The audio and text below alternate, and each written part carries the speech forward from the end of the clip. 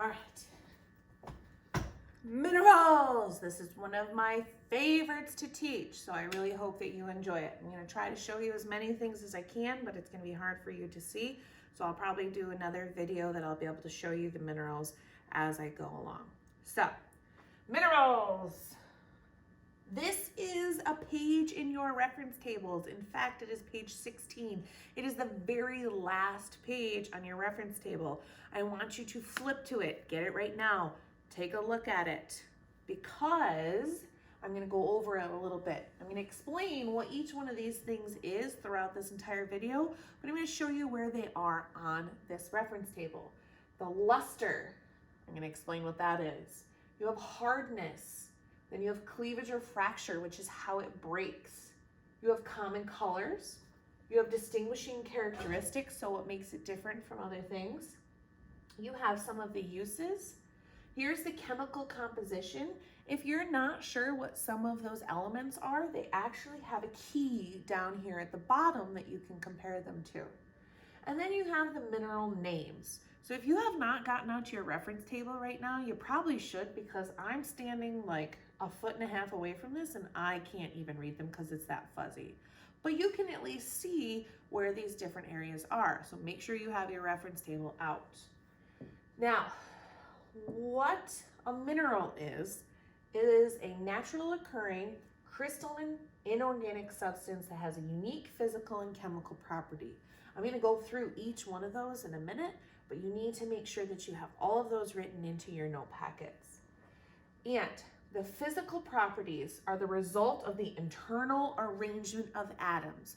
The reason why minerals are shaped the way they are, the reason why they break the way they do, the reason why they are the color that they are, and they are as heavy as they are, and what their chemical makeup is because of the internal arrangement of atoms that will show up on multiple different homework assignments and a test. So make sure that you know that the reason why minerals are the way they are is because of the internal arrangement of atoms. Okay, so what do those three things mean? Well, naturally occurring means that it is formed naturally on Earth. It means that it was not man-made. If something is man-made, that's considered synthetic. So minerals are naturally occurring. They're crystalline, which means that it has atoms and molecules in it that are arranged in a certain pattern. Quartz crystals have a certain pattern the way they are. Even though they look a lot like diamonds, they're actually very different from each other. Sometimes there's Herkimer diamonds, and then you have regular diamonds.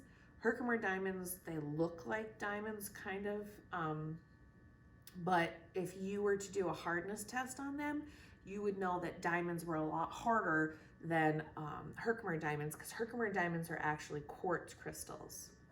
So, inorganic means it is not living, nor did it come from a living thing, okay? So it originally came from something that was not living, and it was naturally occurring in the earth. So, you have some different identification tools that are on your reference table that I'm going to go through different pieces of them. The first one is going to be color. This one is the worst one to use because of different reasons. So the color is the outer appearance of a mineral, and it's not a sufficient identifying material because some minerals have more than one color and several minerals share the same color. Okay, so I don't have any examples of those ones in front of me, but you can have halite, you can have fluorite, calcite, you can have quartz crystals. All four of those minerals can all be white, and they all can look very similar to each other. Okay, you also can have a quartz crystal that they're normally clear to white, or they're whitish color. This is a quartz crystal, and it's actually pink. Okay, quartz can come in blue, pink. There's smoky quartz, which is like a brown. Sometimes quartz crystals can be totally clear. You can see right through them. Sometimes they're very cloudy like this one, but they're white. They can be pure white. They can be an opaque white, all different kinds. So color is not a good thing because multiple minerals can be the same color, and the same mineral can be multiple colors. Okay, so this is like the least important identification tool. So this is our example that we used. There's a smoky quartz, you have rose quartz, blue quartz. Now, luster. Luster is the way the surface reflects light. And there's two different types of luster. You have metallic and non-metallic. Metallic means it's going to look like metal, okay? Non-metallic means it's not going to look like metal, okay? This piece that I just showed you, this is a quartz crystal. It does shine. It is like a glassy piece. It's very shiny, but this does not look like metal. So this is non-metallic. Whereas this piece, you can see this piece shines like metal. It looks like metal. This is metallic. This piece, this one's kind of shiny. Okay, this one looks like metal. This is also metallic. Okay, so luster means if it's metallic, if it looks like metal, or if it's non-metallic. Non-metallic can also be dull looking. Sometimes it's greasy looking. Sometimes it can be earthy looking, like this is earthy looking. Okay, it can be glassy or pearly as well. This piece right here, if I can get out a decent sized piece, this one, I can actually see through it. This is a mineral. It's shiny, but it is non-metallic. This is actually a mineral. This is muscovite mica. There's two different micas we'll learn about. So non-metallic is pearly. There can be glassy. This is talc. And then there's biotite mica. And then metallic looks like metal. This is pyrite, and this is galena. In fact, this is pyrite. It looks like fool's gold. And this is galena. Okay, both of them, if I was to say to you what the weight feels like, this galena is pretty heavy. Probably because of the internal arrangement of atoms and the elements that make it up, which we'll talk about in a little bit. So, streak. So streak is a small powder trail that's left behind when a mineral is scratched against a hard surface, or a streak plate. So these little porcelain plates, these are called streak plates. And during a lab, what happens is you would take these and you would take a mineral and you would drag it across and it leaves behind a streak. I'll do it with the quartz crystal. This one, it doesn't, okay? And then there's this one that looks like a brown, like grayish rock. I'm gonna streak that one all the way over here. And that leaves behind a brownish grayish streak. Sometimes there are some minerals that leave behind a different color streak than the color of the actual rock. So that's why we do streak test. So it can be different from what the actual color of the mineral is. That's the streak, the powder that it leaves behind on a streak plate. So we've got color, we've got luster, if it's metallic or non-metallic. You've got streak, the powder it leaves behind. Now we have hardness. Hardness is the ability of a mineral to resist being scratched. Sometimes you can use your fingernail. Your fingernail is generally about 2.5 in terms of hardness. A piece of glass is about 5.5 on the hardness scale. We have Mohs scale of hardness. Mohs, like, not the place to go get your delicious tacos and burritos, but Mohs is an M-O-H''S. He was a scientist that they discovered, and they named after him how to do a hardness test and how hard some minerals are. So like talc is really soft. You actually can scratch talc with your fingernail because it has a hardness less than 2.5. Where diamond has a hardness of 10. The diamond would scratch your fingernail, okay? So what you do, or not yet, I'll go back to. So what you do for hardness is you have a hardness plate, you have this glass.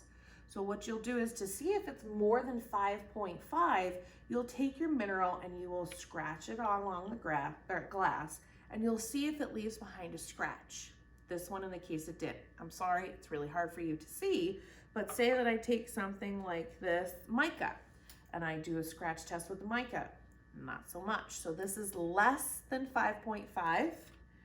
This would be more than 5.5. With the mica, I can scratch it with my fingernail. Not really. It kind of is, it kind of isn't. So it might be around 2.5. We'd have to see. Okay? So cleavage or fracture, that means it's how it breaks. Cleaves, if it cleaves, it has a tendency for minerals to break apart along specific surfaces or plates. So if you were to take a mineral and you were to drop it, or if you observe it, like this piece of galena, you can see flat surfaces where it's been broken. This cleaves, okay? Sometimes things will cleave at like 90-degree angles, so it looks like cubes. Sometimes they look like rhombuses, like a rhombohedral cleavage. So the cleaves means it breaks nicely some way. Fracture means it's totally random. Quartz crystals, fracture. They do not break on nice even surfaces. They do not break nicely. In fact, they a lot of times quartz can be tough to polish for jewelry because of how it breaks. So no matter how it breaks, it depends on the internal arrangement of atoms. That's why it breaks the way it does. So magnetite has fracture, and halite actually breaks off in these cute little cubes. They're really nice. And if you're not sure what halite is, you use it in the wintertime on your driveway. Halite is rock salt. So then the last thing that we do, well, we don't usually do it in this class, but you can do chemical tests. So rocks that contain calcite will bubble if you drop acid on them. So calcite will bubble with acid, and if you look on your reference tables, dolomite will actually bubble with acid, but it has to be powdered. It has to be in a smaller form. It will not bubble as a rock, but calcite will. And it's because the calcite reacts with hydrochloric acid. So, on the lithosphere, which is Earth's crust, is composed of all of these minerals. Underneath us right now, the sand outside, the rocks beneath it, everything has minerals. Minerals are the building blocks of rocks. So minerals are made up of elements, and on page 1 of your reference tables, it shows the elements that are making up the crust of the Earth. Those elements make up the minerals. So most of our minerals have some form of oxygen, silicon or aluminum, iron, calcium, sodium, magnesium. Some of them have something like this in there, okay? And you can see on the crust, percent by mass, 46% of the Earth is made up or has some kind of oxygen in it. All right, you would see that quartz crystals are SiO4 or SiO2. Those have oxygen and silicon in them. Okay, you're gonna need to know how this percentage chart works. So you know that by mass, the Earth has 46.1% oxygen in the Earth. This is just a pie chart to kind of give you a better reference that most minerals on Earth are gonna have a lot of oxygen, or most of them have oxygen in them, or silicon, and then it's aluminum, and then some iron, magnesium, so on and so forth. Okay, so mineral composition, elements make up minerals. Most of the crust is made up of silicon and oxygen, therefore most minerals are made up of silicon and oxygen. Take a look on your reference table. Look at that chemical composition part. So a lot of times there's this silicon-oxygen tetrahedron. So a tetrahedron, this is the chemical piece of it. So this is a four-sided object that resembles a three-dimensional triangle. So what you have is the important structure gives many minerals their unique properties. This is just what quartz has in it too. It creates a unique crystalline structure. Oh look, there's the example, quartz. SiO2, usually, or SiO4. So what it is there's one silicon atom and 4 oxygen atoms, so SiO4. Okay? So make sure you go through on this reference table that you now know what luster is. You have your non-metallic and you have your metallic pieces. Some of them in this ether column, it's not some of them, it's hematite. Hematite can either be,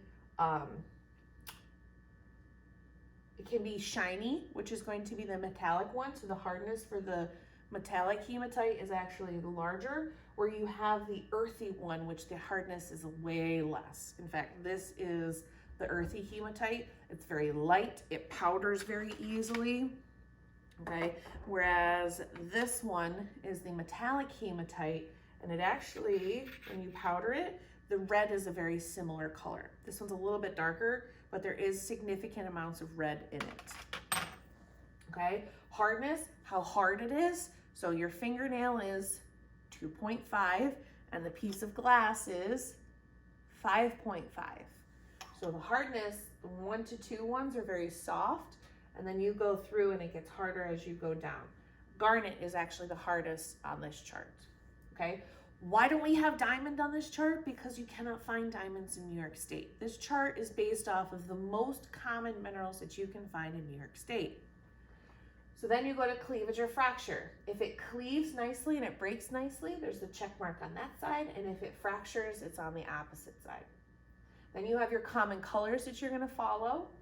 The distinguishing characteristics will either tell you the color of the streak that it leaves behind or the type of cleavage that it has. So some of them have rhombohedral cleavage, that it looks like a rhombus. Some of them have, it cleaves at 90 degrees, or there's some of them that cleave at 56 and 124 or something like that. This is still fuzzy. Then you have your common uses. A lot of your metallic minerals have a lot of important ores. So they'll actually mine those and get the ore out of it to use for something else.